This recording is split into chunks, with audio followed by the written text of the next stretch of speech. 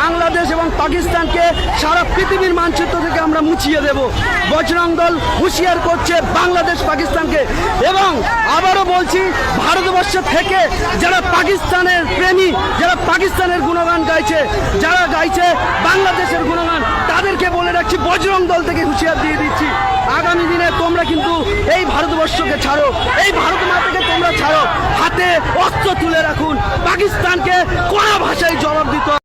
এত ভয় দেখাস না ভাই, এত ভয় দেখাস না। ভয় পাইছি ভাই, অনেক ভয় পাইছি, অনেক ভয় পাইছি ভাই। এত শক্তি পাও কোথা থেকে? গরুর চোনা থেকে না গরুর গোবর থেকে?